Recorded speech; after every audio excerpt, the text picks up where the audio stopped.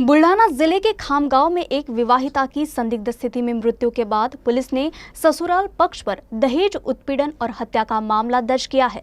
विवाहिता को फांसी के फंदे के साथ बेहोशी की हालत में अस्पताल पहुंचाया गया था, लेकिन इलाज के दौरान उसकी मौत हो गई।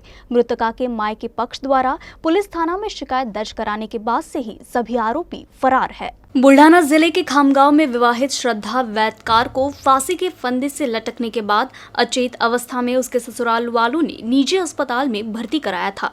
पहले तो यह मामला विवाहिता द्वारा खुदकुशी के प्रयास का लगा। पुलिस ने भी ससुराल वालों द्वारा दी गई जानकारी के अनुसार यही माना था, लेकिन अस्पताल में इलाज के दौरान कुछ ही घंटे बाद जब श्रद्धा की मौत हो गई तो उसके मायके वाले खामगांव पहुंचे और शव को देखने के बाद दहेज उत्पीड़न और हत्या का आरोप लगाया। अकोला जिले के बालापुर में रहने वाली श्रद्धा की कुछ समय पहले ही खामगांव निवासी गजानन वैदकार से शादी हुई थी, लेकिन शादी के बाद ससुराल वालों ने उसे कार खरीदने के लिए मायके से 2 लाख रुपए लेने के लिए दबाव डालने लगे। पैसों के लिए उसे कई बार शारीरिक रूप से प्रताड़ित भी किया जाता था। इस बीच 25 नवंबर को फांसी के फंदे से लटकने के बाद उसे ससुराल वालों ने अस्पताल में पहुंचाया, लेकिन उसकी मौत के बाद अब मायके वालों ने उत्पीड़न और हत्या की शिकायत दर्ज कराई है। पुलिस द्वारा मामला दर्ज कराने के बाद से ही सभी 5 आरोपी फरार है, जिनकी तलाश की जा रही है। मानसिक त्रास होता, तिच्या सासरचे त्रास देत होते।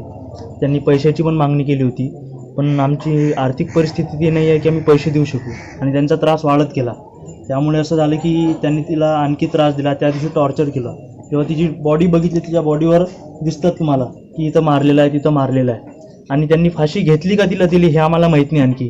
तर आता न्याय भेटेल आम्ही अपेक्षा करतो। आम्ही कंप्लेंट तर रजिस्टर केली आहे, बघू काय होते ते।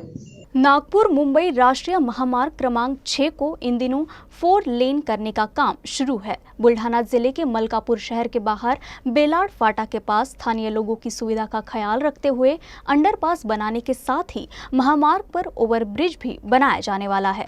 महामार्ग पर इस तरह की व्यवस्था होने से सड़क हादसे भी कम होंगे। राष्ट्रीय राजमार्ग संख्या 6 पर 4 लेन का कार्य चल रहा है। इस मार्ग के 4 लेन होने से वाहन चालकों को तो सुविधा होंगी ही, साथ ही एक जगह से दूसरी जगह की दूरी भी कम हो जाएगी। महामार्ग पर 4 लेन के काम के दौरान ही स्थानीय लोगों ने अपनी सुविधा को ध्यान में रखते हुए ओवरब्रिज या अंडरपास के निर्माण की मांग की है, क्योंकि सड़क क्रॉसिंग में किसानों और नागरिकों को परेशानी होती है। कई बार हाईवे को पार करते समय हादसे भी हुए हैं, जिनमें लोगों की जान तक चली गई है। महापुरा, पानेरा, वडोदा आणि या भागातील लागू असणाऱ्या जवळजवळ 20 खेड्यांची आणि इकडनं बेलाळ, गिरणी आणि पाटण मार्केट, मलकापूरची सर्वात मोठी अर्थसंस्था असणारी APMC या NH6 ला लागून आहे। बऱ्याच दिवसाची मागणी आमची इथं आहे की इथं अंडरपास द्यायला पाहिजे होता। आज सन्माननीय आमदार साहेब आणि NHIचे ब्राह्मणकर साहेब या मंडळींनी असा एक मार्ग याच्यामध्ये काढला की मग इथं चौकुली बनेल, क्रॉसिंग होईल, रोड क्रॉसिंग। त्याला ॲक्सिडेंट न हो म्हणून काही स्पीड गव्हर्नर वगैरे स्पीडचे जे आहे हे लावण्यात येईल अशी एक मागणी होती जी आमची, ती त्यांनी मंजूर केली आणि मुलांना शाळेत जाण्याकरता एक ओव्हरब्रिज तो सुद्धा मंजूर करण्यात येईल। बहापुर, पान्हेरा, वडोदा, वडगांव, सावरगांव, रावलगांव, हरसोड़ा और आसपास के गांव के किसान और ग्रामीणों की इस मांग को ध्यान में रखते हुए बेलाड़ फाटा के पास ओवरब्रिज या अंडरपास तैयार करने की मांग हो रही थी, जिसके बाद मलकापुर के विधायक राजेश एकड़े के प्रयास से राष्ट्रीय महामार्ग प्राधिकरण के अधिकारी ने बेलाड़ फाटा का निरीक्षण किया और नागरिकों की जरूरत को ध्यान में रखते हुए रास्ता क्रॉसिंग तैयार करने को मंजूरी प्रदान की। इथं आज बहापुरा, पानेरा, सावरगाव, जमीनाबाद येथील नागरिकांनी माझ्याकडे मागणी केली होती की बा इथं हा रोड कंप्लीट झाल्यानंतर बरेच ॲक्सिडेंट होऊ शकतात, मग याचा उपाय काय, तर अंडरपास केला पाहिजे यासाठी त्यांनी मागणी होती। त्यासाठी आपण प्रोजेक्ट डायरेक्टर अमरावती ब्राह्मणकर साहेब व त्यांची सर्व टीम आज इथं आली होती। स्पॉट इन्स्पेक्शन झालं, त्या बाबतीत सखोल चर्चा झाली। तर क्रॉसिंगसाठी साईड पाथही देणार आहेत आणि क्रॉसिंगचंही देणार आहेत। आता एक पायी जाणाऱ्यांसाठी स्काय वॉक आणि मोटरसायकलने किंवा व्हेकलने जाणाऱ्यांसाठी क्रॉसिंग। आता भविष्यात हा रोड आपला बेलाड रोड हा नॅशनल हायवेचा बायपास होईल आपल्या मलकापूर शहरासाठी, तिथेही ते क्रॉसिंग देणार आहे. कोरोना संक्रमण नियंत्रण में होने से और शादी ब्याह का समय होने से इन दिनों ट्रेन में भीड़ बढ़ गई है। स्थिति ये है कि लंबी दूरी की ट्रेन में तो अगले 2 से 3 महीने तक के टिकट बुक हो चुके हैं। यही नहीं, एसटी बस नहीं चलने की वजह से प्राइवेट बस की भी खूब कमाई हो रही है। कोरोना संक्रमण नियंत्रण में होने से अब लोग बाहर घूमने या अपने रिश्तेदारों के यहाँ जाने की प्लानिंग कर रहे हैं, जिस वजह से ट्रेन में भीड़ बढ़ गई है। वहीं एसटी कर्मचारियों की हड़ताल की वजह से एसटी की बस सेवा भी ठप पड़ी है, जिससे ट्रेन से आने जाने वाले यात्रियों की संख्या भी बढ़ गई है, क्योंकि कम दूरी के लिए भी ट्रेन या निजी वाहन ही फिलहाल यातायात के साधन के रूप में है।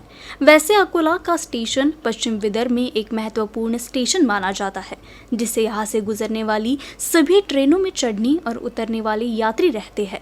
यहाँ से आने जाने वाली सभी ट्रेनों में फिलहाल टिकट पूरा बुक है। बुल्ढाना जिले में नियम की अनदेखी करने वाले वाहन चालकों पर कार्रवाई तेज हो गई है। अवैध नंबर प्लेट वाले वाहन चालकों के खिलाफ पुलिस कार्रवाई कर रही है।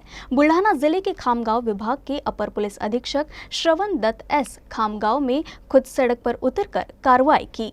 सड़क हादसे के लिए यातायात नियम का पालन नहीं करना सबसे बड़ी वजह है। नियमों की अनदेखी कर वाहन चलाने वालों की वजह से दूसरों की जान को भी धोखा रहता है, इसलिए वाहन चलाते समय नियम का पालन करना बेहद जरूरी है। बुल्ढाना जिले में पिछले कुछ समय में यातायात नियमों की अनदेखी के मामले काफी बढ़ गए हैं। इसी बात को ध्यान में रखते हुए अब ट्रैफिक पुलिस ने कार्रवाई तेज कर दी है। यातायात नियम की अनदेखी और लापरवाही से वाहन चलाने वालों पर कार्रवाई की जा रही है। खामगांव विभाग के अपर पुलिस अधीक्षक श्रवण दत्त एस खुद भी ट्रैफिक पुलिस के साथ सड़क पर उतरकर नियम का पालन नहीं करने वालों पर कार्रवाई कर रहे हैं। अकोला शहर के भारत रत्न भीमराव अंबेडकर मैदान में पाइपलाइन लीक होने से पानी के रिसाव के कारण जगह जगह पानी जमा हो गया है और मैदान पूरी तरह से जलमग्न हो गया है। पिछले कई दिनों से हजारों गैलन शुद्ध पेयजल बर्बाद हो रहा है। अकोला शहर में डॉक्टर भारत रत्न बाबा साहेब आम्बेडकर मैदान सबसे बड़े मैदान के रूप में जाना जाता है, लेकिन प्रशासन की लापरवाही के कारण इस मैदान की हालत खराब हो गई है। पाइपलाइन लीक होने के कारण स्टेडियम में महीनों से पानी जमा हो रहा है, जिस वजह से यहाँ कोई भी खेल नहीं खेला जाता। मैदान में पानी जमा होने के कारण आसपास के इलाकों में मच्छरों की संख्या बढ़ गई है और यहाँ के लोगों का स्वास्थ्य खतरे में पड़ गया है। निगम के अधिकार क्षेत्र में आने वाले इस मैदान में कई समस्याएं हैं। एक जमाने में इसी मैदान पर राजनीतिक सभाएं ली जाती थी, लेकिन आज पाइपलाइन लीक होने से मैदान स्वच्छता का इंतजार कर रहा है। संबंधित विभाग इस ओर ध्यान दे और मैदान को साफ कर युवाओं को खेल सुविधाएं उपलब्ध कराने की खेल प्रेमी मांग कर रहे हैं। आमच्या इथं सारी घाण आहे, ती लेकरं बाकरं हिंडतात आणि काचं आहेत, ते सर्प आहेत, इचू काटे आणि वास सारा बिमारीचे धंदे। नगरसेवक काय ते लक्ष देत नाहीत बाबा आमच्या इकडे, पाईप बी नाही काय आहे तर। अकोला शहरामधील सर्वात मोठं ग्राउंड जे युवांसाठी प्रत्येक वेळ महत्त्वाचं ठरणारं आपलं डॉक्टर बाबासाहेब आंबेडकर ग्राउंड, आज गेल्या अनेक वर्षांपासून याकडे कुठल्याही अधिकाऱ्याचं लक्ष नसल्यामुळे हे वारंवार पावसामुळे खराब होतं आणि खराब झाल्यानंतर याकडे दुर्व्यवस्था अशी होतं की इथल्या लोकांना त्याचा घाण पाण्याची व्यवस्था खराब त्रास होतो, मच्छरांचा त्रास होतो। परत त्याकडे अधिकाऱ्यांचं लक्ष नसल्यामुळे दरवर्षी इथं कुठल्याच प्रकारचे क्रीडाचे आपण सामने घेऊ शकत नाही। आमचं म्हणणं हे आहे की याकडे प्रत्येकाने लक्ष देऊन अधिकाऱ्यांनी या ग्राउंडची व्यवस्था व्यवस्थित करावी आणि येणाऱ्या काळामध्ये युवकांना हे ग्राउंड म्हणजे त्यांचं अस्तित्व बनवण्यासाठी, चांगल्या प्रकारे त्यांचं आयुष्य बनवण्यासाठी हे ग्राउंड त्यांच्यासाठी चांगलं करून देण्यात यावं। दारू पितात, बॉटला तिथंच फोडतात, त्या बॉटलांमुळे लोकांना त्रास होतो। दुसरं म्हटलं याकडे पोलीस स्टेशन असून सुद्धा पोलीसवाल्यांचं याकडे लक्ष नाही आहे, साहेबांचं याकडे लक्ष नाही आहे। ते याकडे लक्ष द्यावं अशी माझी विनंती आहे आणि लवकरात लवकर ग्राउंडची व्यवस्था सुरळीत करून द्यावी आणि हे युवकांच्या कामासाठी पडण्यासाठी असं योग्य ते ग्राउंड बनवण्यात यावं ही माझी विनंती। 1.25 साल के बाद स्कूल खुलने से अब स्कूल में रौनक लौट आई है। राज्य सरकार के आदेशानुसार बुल्ढाना जिले में पहली कक्षा से सभी स्कूल शुरू हो गए हैं। स्कूल में कोरोना से बचाव के सभी नियमों का पालन करते हुए विद्यार्थियों का स्वागत किया जा रहा है। लंबे समय के बाद स्कूलों में फिर से कामकाज शुरू हो गया है। कोरोना आचार संहिता का पालन करते हुए सभी स्कूलों में विद्यार्थियों के आने का सिलसिला शुरू हो गया है। सोशल डिस्टेंसिंग का पालन करते हुए हर छात्र को सैनिटाइज सैनिटाइजर देकर स्कूलों की शुरुआत की गई। 1.25 साल के बाद स्कूल खुलने पर बुल्ढाना के बाल शिवाजी कॉन्वेंट के छात्रों ने खुशी जाहिर की है। हँडवॉशने हात धुत राहायला सांगितले,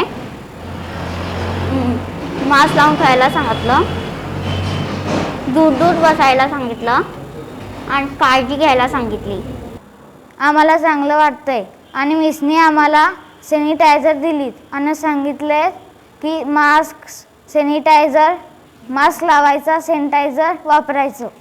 राज्य सरकार के शिक्षा विभाग द्वारा दिए गए निर्देश के अनुसार बुल्ढाना जिले में कोरोना काल के लंबे अरसे बाद पहली से 7वीं कक्षा के लिए स्कूल शुरू हो गई है। कोरोना के नियमों का पालन करते हुए सभी कक्षा में छात्रों को बिठाया जा रहा है। स्कूल में सोशल डिस्टेंसिंग के साथ ही नियमित रूप से हाथ धोने और मास्क का उपयोग करने की सलाह दी जा रही है। तरी आपण त्या कोरोना धरून जर आपल्या मुलांचं शिक्षण होणार नाही, ऑनलाईनवर काही पोरायला काही समजत नाही आणि समजून कितीक समजणार। आता शाळा चालू झाली तर आमच्या मनाला खूप स्वागत वाटतंय। तर त्यांना पूर्ण सुरक्षात्मक मास्क वगैरे सॅनिटायझर आणि सुरक्षित अंतर ठेवून इथं कॉलेज शाळेमध्ये शिकवत आहेत आणि चांगल्या पद्धतीचे शिक्षण चालू आहे। आता काही अडचण नाही येते आणि व्यवस्थित क्लासेस घेते। ते जे शाळेमध्ये आहे किंवा जे शाळेत येऊन शिक्षण घेता येत होतं ते त्यांना ऑनलाईन क्लासेसमध्ये घेता येत नव्हतं। आज शाळा चालू झाल्या, पहिला दिवस आहे शाळेचा, मुलांनाच चांगलं वाटतंय, त्याच पद्धतीने आम्हाला सुद्धा आज एकदम छान वाटतंय। जी शाळेत मुले आल्यानंतर किलबिल असते त्याची जो आनंद आहे, त्याचा जो काही आनंद आहे तो मुलांना तर झालेलाच आहे आणि मुलांबरोबर आम्हाला सुद्धा खूप आनंद झालेला आहे। त्यानंतर त्यांना क्लासमध्ये पण सोशल डिस्टन्सिंगच्या नियमांचं पालन करून एक बेंचवरती एकच विद्यार्थी बसेल याची खबरदारी घेतलेली आहे। अशाच प्रकारे आम्ही या कोरोना काळामध्ये या नियमांचं पालन करू अशी खबरदारी मी बाल शिवाजी कॉन्व्हेंटमधून घेते आहे आणि हा मुलांचा किलबिलाट बघून आज आम्हाला खूप छान वाटत आहे आणि प्रसन्न वाटत आहे।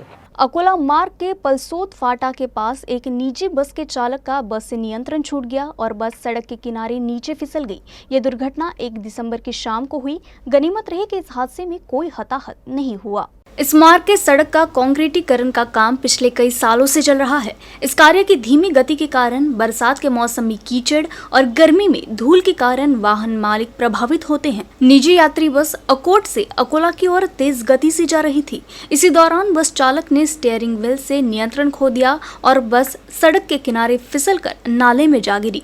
गनीमत रही कि हादसे में बस पलटी नहीं और कोई यात्री घायल नहीं हुआ। घटनास्थल पर नागरिकों की भारी भीड़ जमा हो गई। दहीहांडा पुलिस को घटना की सूचना मिलते ही पुलिस मौके पर पहुंची और यातायात को सुचारू किया। बुल्ढाना जिले के खामगांव तहसील अंतर्गत आंबेटाकली गांव में एसटी में प्रशिक्षण प्राप्त युवक ने जहर पीकर खुदकुशी की कोशिश की। एसटी में चालक के लिए प्रशिक्षण पूरा होने के बाद नियुक्ति नहीं मिलने से निराश होकर उसने खुदकुशी की कोशिश की। मानवाधिकार अभियान की ओर से 28 नवंबर से तहसील कार्यालय बालापुर में संजय गांधी योजना के उप तहसीलदार और लिपिक को तत्काल निलंबित करने की मांग को लेकर भूख हड़ताल शुरू कर दी है। बालापुर में संजय गांधी योजना के नायब तहसीलदार पाचपोहे और लिपिक जाधव ये कार्यालय आने वाले लाभार्थियों से पूछताछ कर रही हैं और लाभार्थियों के साथ अपमानजनक व्यवहार कर रही हैं। 4 माह से समिति की बैठक नहीं हुई है और 4-5 माह से संजय गांधी, श्रावण बाल आदि के हितग्राहियों को राहत राशि नहीं भेजी गई है। इसी संदर्भ में मानवीय हक अभियान संगठन की ओर से तहसील कार्यालय के सामने भूख हड़ताल शुरू कर दी है। संजय गांधी निराधार श्रावण योजना या लाभार्थ्यावर तो त्रास होत आहे।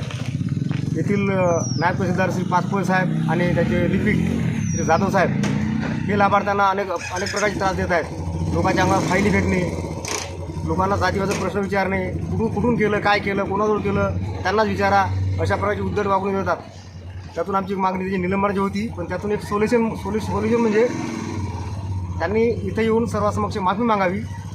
दुसरी मागणी म्हणजे संजय गांधी जे हँडिकॅप असतील, श्रावणबाळचे योजनेचे लाभार्थी असतील त्यांचे पैसे त्यांच्या खात्यात सुरुवातीपासून टाकावे, जे राहिलेले आहेत ते उर्वरित सगळं रक्कम।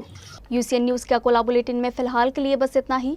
खबरों से जुड़े रहने के लिए देखते रहिए यूसीएन न्यूज़।